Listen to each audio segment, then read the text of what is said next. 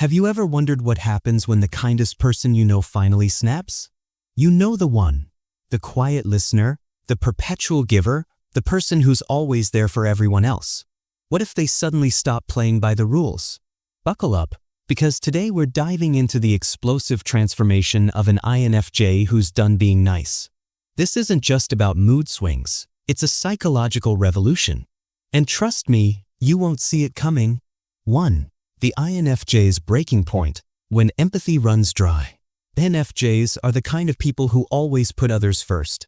They're the friends who remember your birthday, listen to your problems for hours, and show up when you need them. But even the kindest souls have their limits. Imagine a cup that's constantly being filled with other people's emotions, stress, sadness, drama. Eventually, that cup overflows. For INFJs, the breaking point isn't sudden anger or shouting. It's quieter, deeper. They've spent months or even years swallowing their own needs to keep others happy. But one day, they wake up and realize they're exhausted. Their empathy, their superpower, feels like a curse. They stop asking, "How can I help?" and start asking, "What about me?" This shift isn't selfish, it's survival. They've finally understood that they can't pour from an empty cup, and they're done pretending otherwise. 2. The quiet storm, subtle signs they're done. When an INFJ stops being nice, you won't see fireworks. Instead, you'll notice small, chilling changes. They stop texting first. Their warm, inviting smiles become polite but distant. That coworker who always vented to them during lunch? Suddenly, the INFJ is busy with work.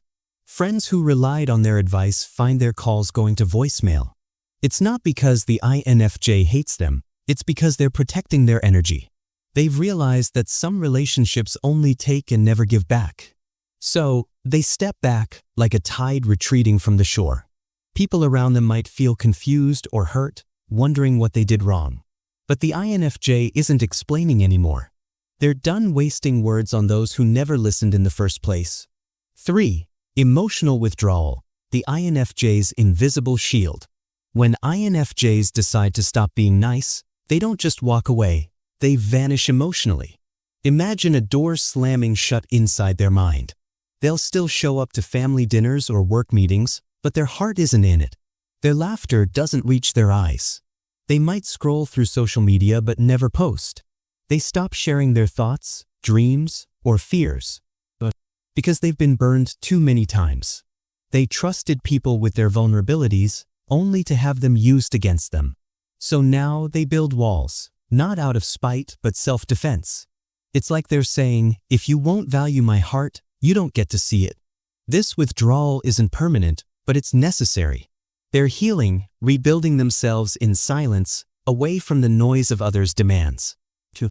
Boundaries, from yes to hell no. INFJs are famous for saying yes to everything. Need a favor? They'll do it. Need a shoulder to cry on? They're there. But when they stop being nice, their vocabulary changes. No becomes their favorite word. That cousin who always borrows money? No, I can't help this time. The boss who dumps last-minute tasks on them? No, I have other priorities. Setting boundaries feels terrifying at first. They worry about seeming rude or losing love. But with time, it becomes liberating. They realize that boundaries aren't walls, they're filters. They keep out the users and manipulators, making space for people who truly care. And if someone throws a tantrum over their no, the INFJ doesn't budge. They've learned that anyone upset by their boundaries was probably benefiting from their lack of them. 5. The truth bomb. INFJs unleash their insight. INFJs have a gift for seeing through lies. They notice the flicker in your eye when you're pretending, the tone shift when you're hiding something. For years, they've bitten their tongue to keep the peace. But when they stop being nice, they stop holding back. Imagine sitting across from someone who calmly says, "You didn't forget my birthday, you just didn't care." Or, "You're not helping me out of kindness, you're doing it to feel superior." INFJs don't attack, they expose. Their words are sharp, precise, and brutally honest. It's not about hurting others, it's about refusing to play along with games anymore. They'd rather have an ugly truth than a pretty lie. And while this honesty can shock people, it often forces needed change. That friend who never apologized? They might finally say sorry. The partner who took them for granted? They might start trying. 6. Cutting toxicity. The INFJ's surgical strike. INFJs hate drama, but they hate toxic people even more. When they stop being nice, they clean house. They don't argue or confront. They quietly remove poisonous relationships from their life. That friend who gossiped about them? Deleted from their phone. The sibling who belittled their dreams? Conversations stay surface level. INFJs don't waste energy explaining why they're cutting ties. They know toxic people won't change, they'll just twist the narrative. So, the INFJ walks away, like a gardener pulling weeds to save the rest of the garden. It's painful, especially if the toxic person is family. But they'd rather be alone than surrounded by poison. And slowly, their life becomes lighter, brighter, filled with people who uplift instead of drain. 7. The rise of assertiveness. From doormat to dragon. Picture this. An INFJ who once whispered their opinions now speaks in bold, clear sentences. In meetings, they don't wait for permission to share ideas. They lead. At home, they say, "I need space," instead of suffocating in silence. This assertiveness isn't aggression, it's confidence. They've realized that their voice matters, and they refuse to shrink anymore. Bullies back off because the INFJ stares them down without flinching. Manipulators fail because the INFJ sees their tricks from miles away. People might call them cold or selfish, but the INFJ doesn't care. They'd rather be respected than liked. And slowly, their new strength inspires others. The quiet kid in class starts speaking up. The shy coworker shares their proposal. The INFJ's courage becomes a ripple effect, changing everyone around them. 8.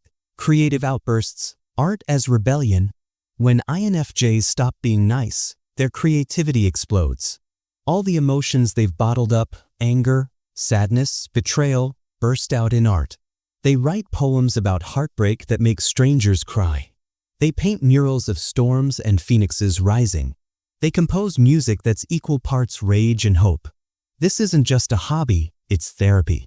Through art, they process pain they can't put into words. A song lyric becomes a scream against injustice. A character in their novel embodies their hidden strength. Friends who once dismissed their quiet personality are stunned by the fire in their work. The INFJ doesn't create for applause, they create to survive. And in doing so, they inspire others to turn their pain into power too. 9. The loneliness paradox. Isolation versus liberation. Walking away from toxic people leaves INFJs lonely. Family gatherings feel emptier. Group chats go silent. They scroll through photos of old friends and wonder, was I the problem? But in that loneliness, they find freedom. No more pretending to laugh at offensive jokes. No more nodding along to opinions they hate. They spend weekends reading, hiking, or just sitting with their thoughts. At first, the quiet is terrifying. But soon, they hear their own voice again, the one they drowned out for years. They rediscover hobbies they'd abandoned and passions they'd forgotten. Loneliness becomes a cocoon, and from it, they emerge stronger. They'd rather be alone with their truth than lost in a crowd of fakes. 10. The Phoenix Effect. Rebuilding a stronger self. INFJs don't just heal, they transform. The people-pleasing, anxious version of themselves burns away, and from the ashes rises someone new. This INFJ knows their worth. They help others, but only if it doesn't cost their peace. They speak up even if their voice shakes. They trust their intuition like a compass. Old friends might not recognize them, and that's okay. The new INFJ isn't here to fit in, they're here to live authentically. They forgive themselves for past mistakes, understanding they were doing their best. And they protect their energy fiercely, like a dragon guarding treasure. This isn't the end of their kindness, it's the beginning of wisdom. They're still empathetic, but now their compassion starts with themselves.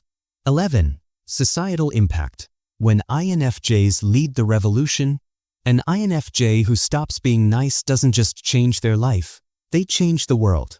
They become advocates, using their voice to fight for justice. They call out unfair systems at work, support marginalized communities, and inspire others to set boundaries. Their quiet strength starts movements. Think of teachers who reform broken schools, artists who challenge societal norms, or friends who create safe spaces for the unheard. Healed INFJs don't settle for surface-level change, they dig up roots. They show others that kindness doesn't mean silence, and strength doesn't require cruelty. Their revolution isn't loud, but it's deep. And slowly, they turn the world into a place where empathy and boundaries can coexist. Conclusion. So, what happens when an INFJ stops being nice? They don't become monsters, they become warriors. Warriors who've traded burnout for balance, silence for truth, and chaos for peace. It's a messy, painful journey, but it's worth it. To every INFJ out there, your kindness is a gift, but your boundaries are your armor. Use them. Protect your light. And remember, you don't owe the world your silence.